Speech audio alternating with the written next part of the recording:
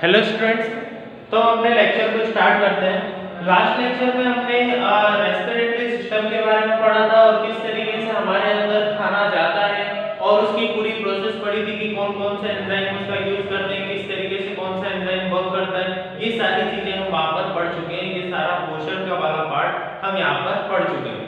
ठीक है, अब हम जो पढ़ने वाले हैं ये फंक्शनिंग ऑफ हार्ट पढ़ेंगे। आज का जो टॉपिक है हमारा वो है वर्किंग ऑफ हार्ट। ठीक है, हार्ट की हम क्या पढ़ने वाले हैं, वर्किंग पढ़ने वाले हैं। मैं एक छोटा सा प्रोटोटाइप यहाँ पर बना देता हूँ और उसी प्रोटोटाइप से हम पूरी हार्ट की वर्किंग पढ़ेंगे।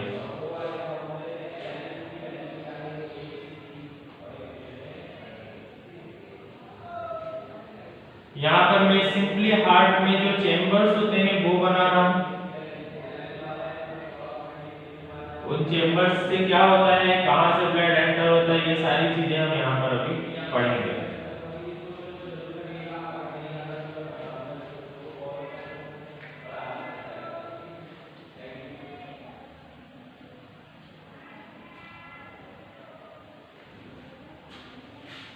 ठीक है, अब यहाँ पर मैं इसको नाम दे देता हूँ।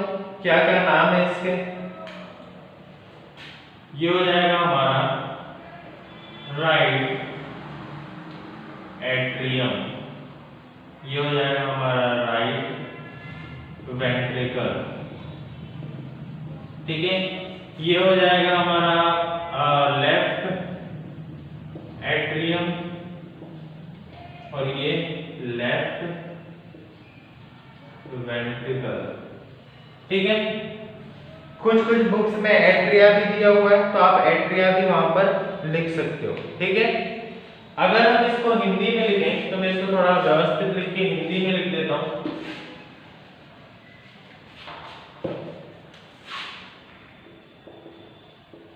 राइट एट्रियम या फिर दायां आलिंद, दायां आलिंद। ठीक है, इसे हम लिख सकते हैं राइट वेंट्रिकल और या फिर बायां निलय। हाँ, निलय ही बोलते हैं, एक बार मैं चेक कर लेता हूँ इसको। हाँ, निलय बोला जाता है। ठीक है, ये क्या हो जाएगा, बायां निलय और इधर दायां निलय। ठीक है, इसको भी करेक्ट कर लेते हैं। लेफ्ट एट्रियम, तो लेफ्ट एट्रियम हो गया, इसको हम बोलेंगे बायां निलय, सॉरी बायां आलिंद। और उसके बाद यहाँ पर जो आप देख रहे हैं वो क्या है, लेफ्ट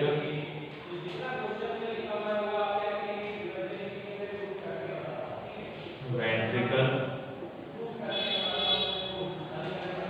यहाँ पर दायां, यहाँ पर दायां और यहाँ पर भी बायां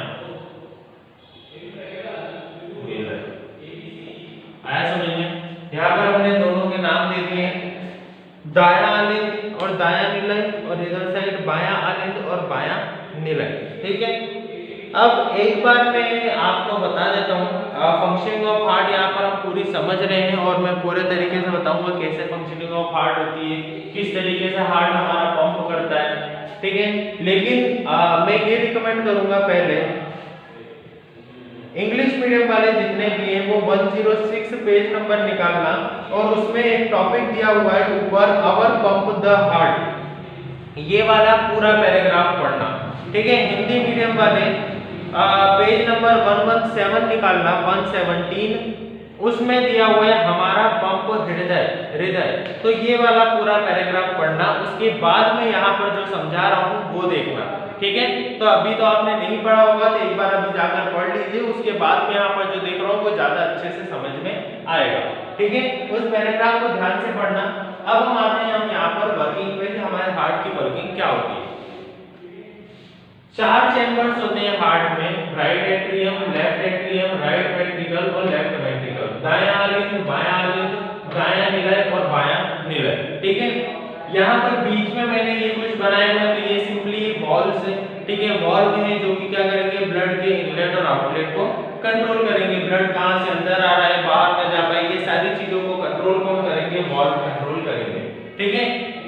अब हम देखते हैं यहाँ पर होता क्या है। तो यहाँ पर जो एट्रियम वाला पार्ट होता है, लेफ्ट एट्रियम और राइट एट्रियम या फिर दायां आलिंद और बायां आलिंद, ये ब्लड को हार्ट के अंदर लाता है। ऐसा समझ में, ब्लड को मतलब खून को हार्ट के अंदर लेकर आता है आलिंद, ठीक है। आलिंद वाला पार्ट ही क्या करेगा, दोनों पार्ट से ब्लड अंदर आएगा। अब हार्ट, सबसे पहले तो मैं बता दूं हार्ट क्या है। तो वहां पर एक वर्ड लिखा हुआ है हेडिंग में, अवर पंप हार्ट। अवर पंप का मतलब क्या है कि पंप है, एक तरीके से पंपिंग डिवाइस है, ठीक है, पंपिंग उपकरण है। हार्ट को क्या बोलते हैं, पंपिंग उपकरण बोलते हैं। ऐसा क्यों, ऐसा इसलिए क्योंकि वो काम ही यही करता है, वो हार्ट में ब्लड को हार्ट जो है वो ब्लड को, खून को पंप करने का काम करता है। और पंप इतनी तेजी से करता है, इतना सॉलिड प्रेशर बनाता है, वहां पर दाब बनाता है, जिससे कि ब्लड हमारी पूरी बॉडी में हर एक धमनी में, हर एक नालिका धमनी में से ट्रेवल करते हुए हमारी पूरी बॉडी में फैलता है, ठीक है। तो इसमें कितना प्रेशर बनाता होगा, तो ये मैं पहले भी आपको बता चुका हूं और अभी भी मैं बता देता हूं कि हार्ट हमारा जो है ह्यूमन हार्ट, अगर मैं उसको रियल लाइफ में यहाँ पर as a pumping device use करता हूँ, पंपिंग उपकरण की तरह उसे इस्तेमाल करता हूँ, तो वो किसी भी लिक्विड को, पानी की अगर मैं बात करता हूँ, तो वो उसको 9 फीट तक ऊपर उछाल सकता है, ठीक है। तो आप समझ सकते हैं कि कितना सॉलिड, कितना मजबूत एक तरीके से हम बोल सकते हैं पंपिंग डिवाइस की तरह ये काम करता है।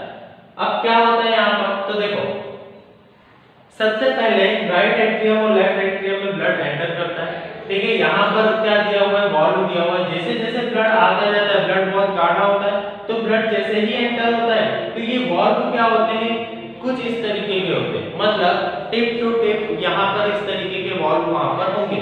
जैसे ही ब्लड ऊपर से आएगा, तो ये वॉल्व नीचे की तरफ खुलते जाते हैं, ठीक है। जैसे ही ये वॉल्व खुल जाएंगे, तो ब्लड कहाँ एंटर करेगा, राइट वेंट्रिकल में और लेफ्ट वेंट्रिकल में। ब्लड यहाँ पर एंटर करेगा, धीरे धीरे सारा ब्लड जितना इसमें आया है उतना ब्लड इसमें एंटर करता जाएगा। जैसे ही सारा ब्लड एंटर करेगा, तो ये वॉल्व ऐसे खुले हुए थे, नीचे से ब्लड प्रेशर बनाएगा, तो ये वॉल्व इस तरीके से बंद होंगे। लेकिन ये वॉल्व क्या होते हैं, वन साइडेड होते हैं, ठीक है। एक ही तरफ खुल सकते हैं, दूसरी तरफ नहीं खुल सकते। हमने गेट देखे हैं बहुत सारे, वो एक ही तरफ खुलते हैं, दूसरी तरफ वो खुल नहीं सकते, पॉसिबल ही नहीं है। वैसे ही ये वॉल्व होते हैं, ये वन साइडेड वॉल्व है, एक तरफ खुल सकते हैं, दूसरी तरफ खुल नहीं सकते। इसीलिए यहाँ पर जैसे ही ब्लड नीचे आता है, तो ब्लड ऊपर नहीं जा सकता, ठीक है। एक बार ब्लड अगर नीचे आ गया, तो ये ब्लड ऊपर नहीं जा सकता, क्योंकि ये वॉल्व पूरी तरीके से लॉक हो जाते हैं, ठीक है। जैसे ही यहाँ पर प्रेशर डेवलप होता है, तो हमारा हार्ट उसको क्या करता है, पंप करता है। पंप करने की वजह से वेंट्रिकल से हमारी पूरी बॉडी में ये ब्लड का सर्कुलेशन होता है, ठीक है। ह्यूमन सर्कुलेटरी सिस्टम का जो मानव शरीर में सर्कुलेशन होता है, उसका मेन डिवाइस कौन है, मेन पार्ट, मेन कंपोनेंट कौन है, हमारा हार्ट है। यहाँ से जैसे ही पंप करता है वो, तो हमारी पूरी बॉडी में उसका क्या जाता है, फ्लो जाता है, हमारी पूरी बॉडी में ब्लड फैलता है। ब्लड पूरे जितनी भी हमारी आर्टरीज होती हैं, वेन्स होती हैं, धमनियां होती हैं, इन सभी से होता हुआ ब्लड वहां से निकलता है। और जहां जहां ब्लड की रिक्वायरमेंट रहती है, जहां जहां ऑक्सीजन की रिक्वायरमेंट रहती है, वहां वहां वो क्या करता है, खून को, ब्लड को पहुंचाता है, ठीक है। सभी जगह से ब्लड आने के बाद वो डायरेक्टली कहाँ जाता है, फिर लंग्स में जाता है। लंग्स हमें पता ही है, फिर इन दोनों प्रोसेस को हम कनेक्ट करते हैं, ठीक है। आपको समझ में आ गया होगा, एक बार मैं वापस से समझा देता हूं। बुक में यहां पर देखना, बुक में ये वाला जो पार्ट है, ब्लू वाला जो पार्ट है, वो है एट्रियम, ये राइट एट्रियम और राइट वेंट्रिकल। ये वाला जो पार्ट है, इसमें ऊपर जो चैम्बर दिया है वो है लेफ्ट एट्रियम, मतलब बायां आलिंद, और लेफ्ट वेंट्रिकल मतलब बायां विलेय, ठीक है। तो ये जो ऑरेंज वाला पार्ट है वो लेफ्ट है, और ब्लू वाला जो पार्ट है वो कौन सा है, राइट है, ठीक है।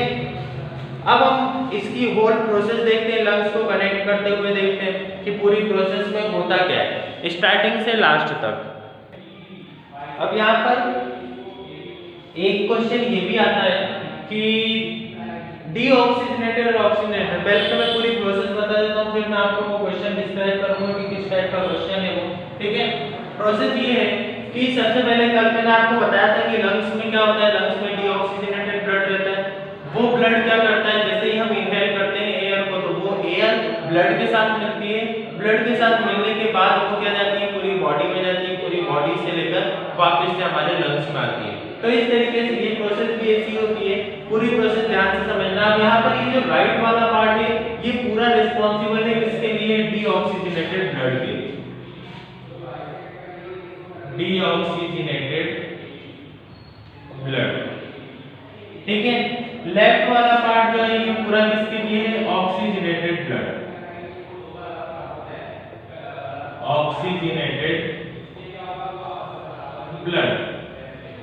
आया समझ में, डीऑक्सीजनेटेड ब्लड और ऑक्सीजनेटेड ब्लड। अब हम समझते हैं इसको किस तरीके से। देखो हमारे पास जैसे ही डीऑक्सीजनेटेड ब्लड कहां आता है, राइट एट्रियम में। ध्यान से समझना ये प्रोसेस, राइट एट्रियम में डीऑक्सीजनेटेड ब्लड आता है और यहाँ पर कहा जाता है वो राइट वेंट्रिकल में। वॉल्व खुलने से, मैं आपको पहले भी बता चुका हूँ वॉल्व कैसे खुलते हैं। अब और वो वन साइडेड है तो वापस से ऊपर जाके नहीं सकते, यहाँ से वो उसको पंप करता है और हमारा कहा जाता है वो लंग्स में। मतलब राइट एट्रियम का सीधा कनेक्शन किससे होता है, लंग्स से होता है, ठीक है। डीऑक्सीजनेटेड ब्लड लंग्स में गया, लंग्स में डीऑक्सीजनेटेड ब्लड में हम एयर को इनहेल करते हैं। इनहेल किया, इनहेल करने पर लंग्स में जो डीऑक्सीजनेटेड ब्लड है, मतलब ऐसा ब्लड जिसमें ऑक्सीजन नहीं है, हिंदी मीडियम वाले के ध्यान से सुनना, ऐसा ब्लड जिसमें ऑक्सीजन नहीं है, ब्लड मतलब सिंपली खून, ठीक है। तो ऐसा खून जिसमें ऑक्सीजन नहीं है वो दाएं नीले से कहां जाता है, सीधा लंग्स में, फेफड़ों में, ठीक है। फेफड़ों में जाते से ही हम क्या करते हैं, एयर को इनहेल करते हैं, मतलब वायु हम अंदर लेते हैं, ठीक है। जैसे ही में हम सांस लेते हैं तो वो सांस, वो एयर किसके साथ मिल जाती है, ब्लड के साथ। अब ब्लड में पहले ऑक्सीजन नहीं था, लेकिन अब जैसे ही मैंने सांस ली तो ब्लड में क्या आ गया, ऑक्सीजन आ गया। ये ऑक्सीजनेटेड ब्लड कहां जाता है, सीधा यहां पर, ऑक्सीजनेटेड ब्लड, ठीक है। ऐसा ब्लड जिसमें ऑक्सीजन है, ऐसा ब्लड कहां जाता है, बाएं आलिंद में जाता है। यहां पर आते ही वो लेफ्ट वेंट्रिकल में, मतलब बाएं निलय में जाता है, निलय में पहुंचता है, यहां पर प्रेशर बनता है, ये सीधा कहां ले जाता है, पूरी बॉडी में। आया समझ में, पूरी बॉडी में जैसे ही ब्लड में से ऑक्सीजन, अब देखो पूरी बॉडी में गया, जहां जहां पर ऑक्सीजन की जरूरत थी मेरी बॉडी ने उसको एक्सट्रैक्ट कर लिया, ठीक है। अब ब्लड वापस से कैसा हो गया, जिसमें ऑक्सीजन नहीं है, तो इसलिए ये ब्लड वापस से कहां जाएगा, राइट एट्रियम में। राइट एट्रियम मतलब दाएं आलिंद में जाने के बाद बाएं आलिंद में, और फिर से कहां पहुंच जाएगा, लंग्स में। लंग्स में जैसे ही जो भी अदर गैसेस है, तो हमारा जो डायफ्राम है, मतलब जो लंग्स के नीचे सपोर्ट है, वो उसको पुश करेगा और वो सीधा कहां चला जाएगा, बाहर, हमारी सांस के रूप में बाकी की गैसेस निकल जाएंगी, ठीक है। ये सिंपली एक प्रोसेस होती है जिसमें हम रेस्पिरेशन, ब्रीदिंग और हार्ट की फंक्शनिंग को रिलेट करते हैं, ठीक है। इसी को डबल सर्कुलेशन भी बोला जाता है। एक बार आप ये पैराग्राफ पढ़ लेना और अगर इसमें कोई डाउट आ रहा है तो आप मुझे बता देना, मैं अगले लेक्चर में उसको एक्सप्लेन कर दूंगा। Thank you.